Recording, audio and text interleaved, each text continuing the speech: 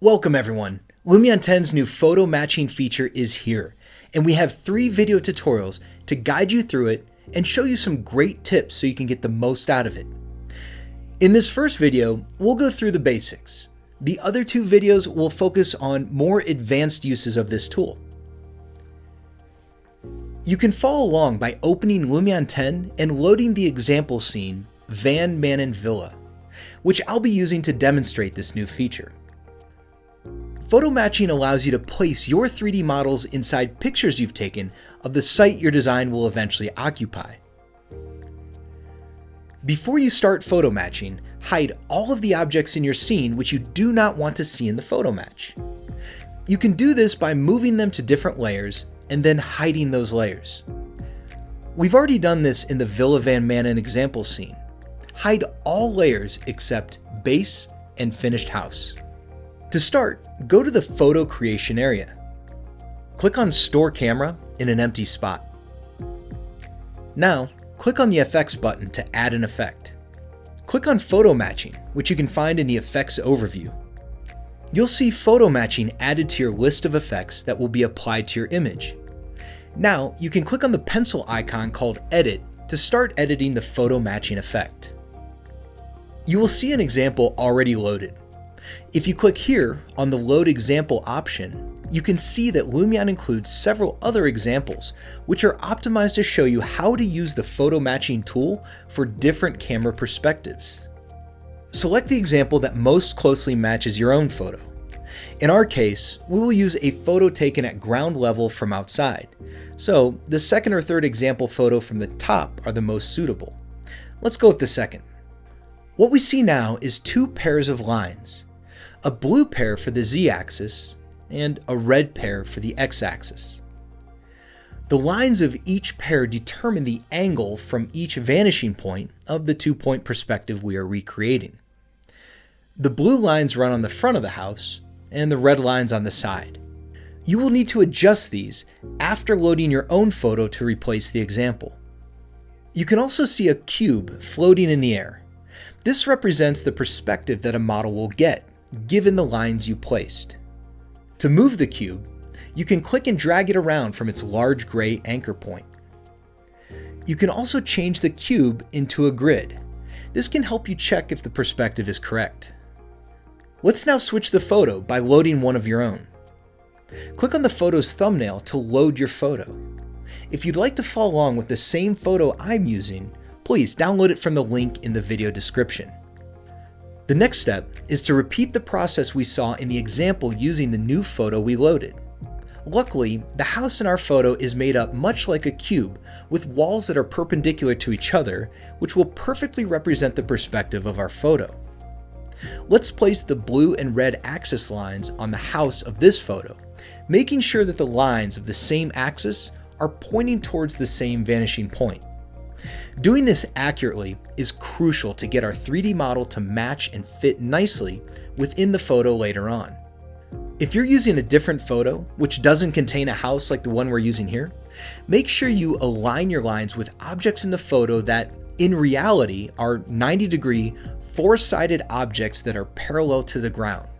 Some examples of this would be 2 perpendicular walls, a swimming pool, or a table. After placing these lines, Lumion can derive the point from which the photo was taken. This is needed to get the same perspective for your 3D model in Lumion. When adjusting these points, you can hold Shift to slow down the adjustment and precisely set the position. We also recommend that you pull the lines out as far as you can. This will give you even more control over the angle of the perspective lines. When adjusting the red and blue lines, you can try different reference objects down here, such as boxes and planes, or you can click here to turn it off. Dragging the box through the image provides you with a good first impression on whether the perspective is good or not. Next, click on this button to place a reference point on your model. I will place it at this corner of the building. Click back when you're done. Now, you can click and drag to move the reference point until your model sits where you want it to be. You can also scale the model and change the orientation to match the photo. The Shift key can be used here as well for more precise control. You may have noticed that when the model is loaded, it was at 50% transparency by default. This is to help you quickly compare and adjust the scale and orientation of your model to match the photo. You can increase that to 100%. You can also adjust the X and Z lines slightly if you see that the perspective was a little off. Once you are happy with the photo match, you can click here to go back. We'll now start my favorite part, which is adding effects to the image to help the 3D model blend in better with the photo. Any photo will have its own unique lighting, exposure, color saturation, and sun direction. So it's important that we match that with the effects we add to our model. The sky on the original photo looks overcast. Let's add an overcast sky effect to make the lighting on the villa look similar to the photo. We'll need to turn the heading of the sun so that it comes from the same direction as in the photo. The villa looks a bit darker than the original house. You can make it lighter with the color correction effect. Let's set the limit high slider to 0.7. There's a part of the roof on the old house that's still visible. You could take it out using an image editing tool like Photoshop, or you can place a tree in your Lumion scene at that location to hide it. Any 3D object from Lumion will be placed in front of anything in the photo. This technique can be used to hide any other elements from the original photo, or if you want to place plants and objects in the yard that your design will include. We can now render the photo match image. Note that Lumion creates two additional images, a photo mask and a render without the photo. These can be used in an image editor like Photoshop for post-processing. In tutorial 3, I'll show you an example of this. If you want to include other elements from your design that were in other layers, you can do so using the layer visibility effect in photo mode. With this effect, we can switch on or turn off any number of layers. This allows us to quickly render different images using elements from different layers. Notice that while inside the photo matching effect editor, the Lumion objects you see correspond to the active layers from the editor mode and not from the layer visibility effect.